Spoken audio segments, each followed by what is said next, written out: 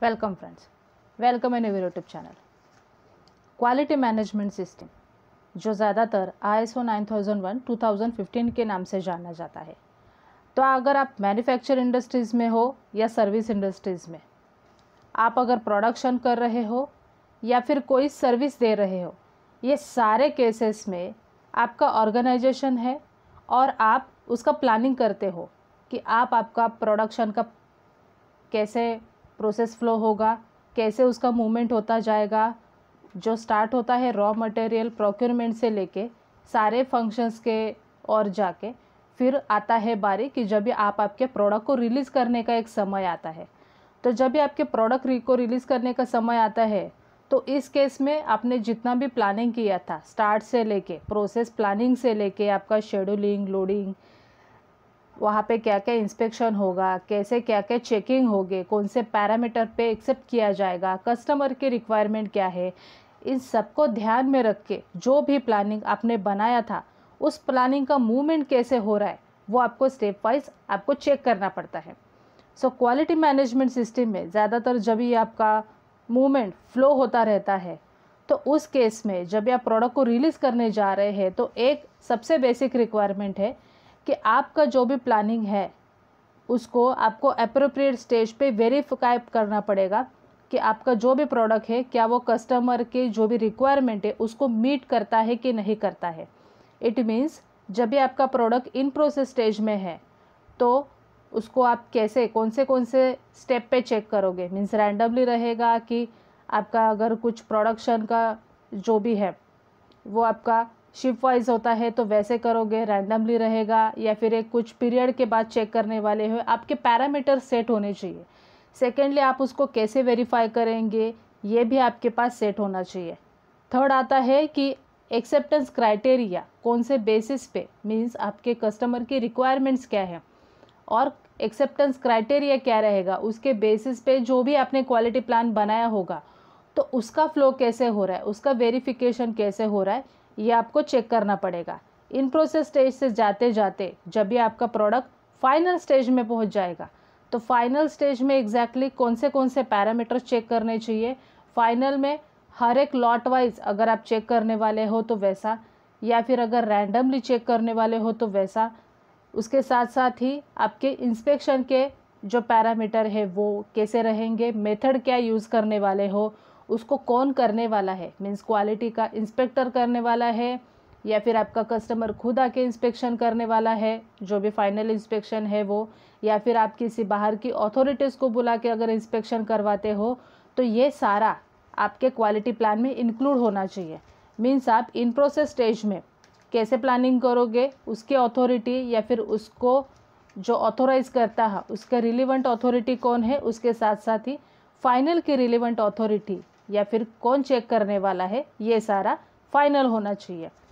तो जब भी आप आपके प्रोडक्ट को उनसे वेरीफाई करवाते हो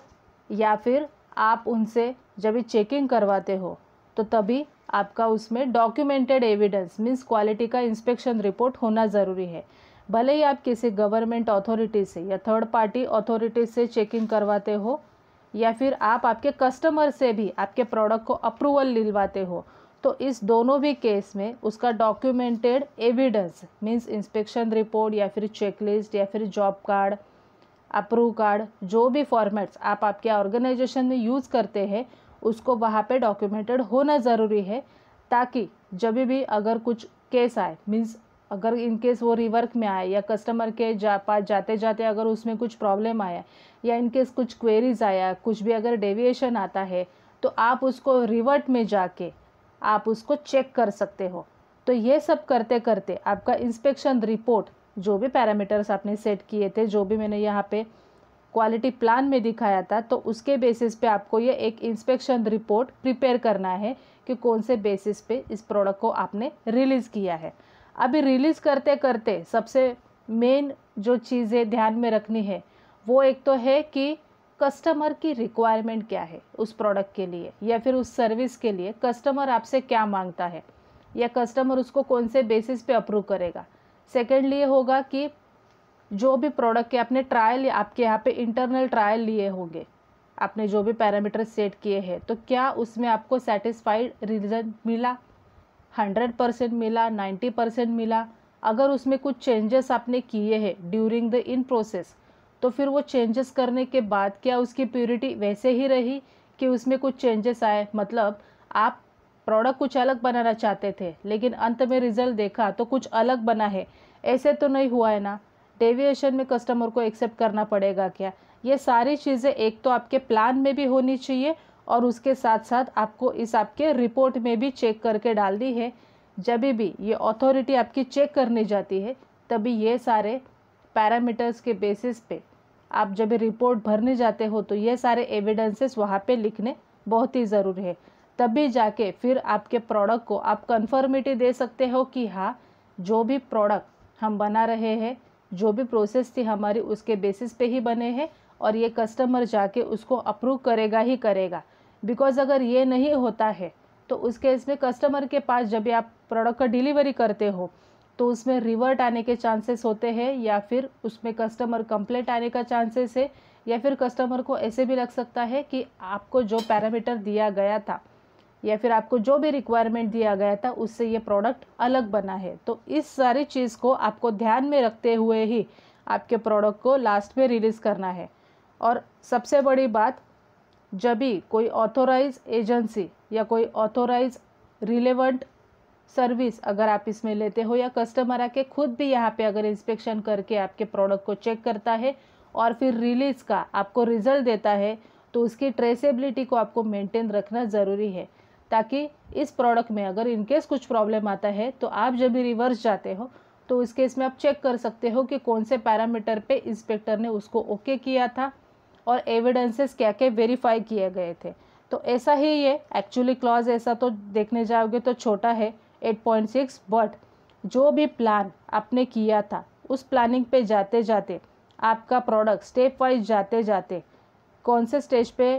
कैसे पहुंचा है, उसके पैरामीटर, उसका एक्सेप्टेंस क्राइटेरिया, जिस भी अथॉरिटी ने उसको ऑथोराइज किया है उसके एविडेंसेस, और उसके साथ साथ ही उसका इंस्पेक्शन रिपोर्ट, ये सारा डॉक्यूमेंटेड होना ज़रूरी है जब भी आप प्रोडक्ट को रिलीज़ करने जाते हैं। तो इस वीडियो से रिलेटेड अगर आपके मन में कुछ भी क्वेश्चंस है या आप कुछ हमें ज़्यादा करके पूछना चाहते हैं तो आप हमें कमेंट बॉक्स में डाल के भी पूछ सकते हैं।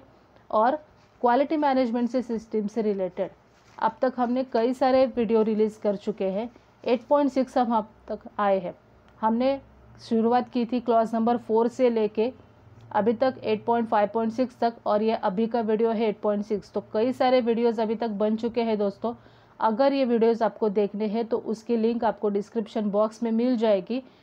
और एक छोटी सी रिक्वेस्ट, अब तक आपने हमारे चैनल को सब्सक्राइब नहीं किया होगा तो प्लीज़ सब्सक्राइब भी करें और बेल आइकन को भी प्रेस करना ना भूलें, ताकि नए जितने भी वीडियोस आने वाले हैं इतने सबकी नोटिफिकेशन आपके इनबॉक्स में पहुंच जाएगी और आप एक भी वीडियो को मिस नहीं करेंगे। So thank you for watching this video.